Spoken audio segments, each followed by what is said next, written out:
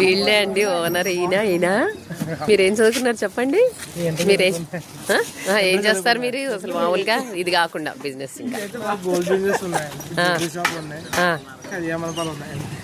అవన్నీ చూసుకుంటారు. మొత్తం మేము ముగ్గురే అండి. పెద్ద ఏమో కన్స్ట్రక్షన్ ఫీల్డ్, ఈయన నేను జ్యువెలరీ షాపుని డైరీ ఫామ్ తీసుకుంటా ఉంటాను. అవునా, చూసారా ఎంత చిన్న పిల్లలు చక్కగా ఎంత బాగా చేస్తున్నారు అసలు. అవి ఈయనేనండి ఓనర్ గారు. అయితే ఏంటంటే వీళ్ళిద్దరు అన్నదమ్ములు. వీళ్ళు చేస్తున్న పని ఏంటంటే ఇక్కడ ఆవుల్ని గేదెల్ని పొద్దున్న డైరీ ఫామ్ పెట్టుకున్నారనమాట.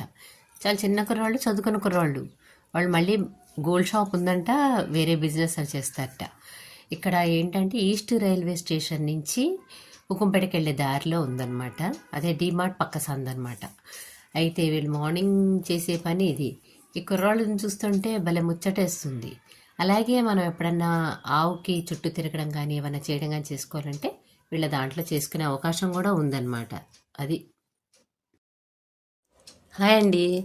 ఈ మధ్యలో కుర్రాళ్ళు అనమాట, చిన్న కుర్రాళ్ళు ఏ పని చేయొచ్చు ఆ పని చేయొచ్చు అనేది ఏం లేకుండా ఒక బిజినెస్ చేస్తూనే ఈ గేదెల డైరీ పెట్టుకున్నారనమాట.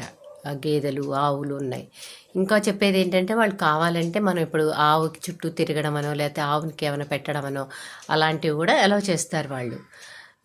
ఈ మధ్యలో కుర్రాళ్ళలో చాలా మార్పు వచ్చిందండి. యంగ్ జనరేషన్ చాలా చేంజెస్ వచ్చాయి. మేము ఇలాగే ఉండాలి, మేము ఇలాగే చేయాలనేది కాకుండా ఏదైనా మేము చేస్తామని చెప్పడానికి ఇక వీళ్ళే ఆదర్శం అండి. చూడండి, ఇలాంటి వాళ్ళు చాలామంది ఉన్నారు మనకి. వీళ్ళందరికీ హ్యాట్స్ ఆఫ్.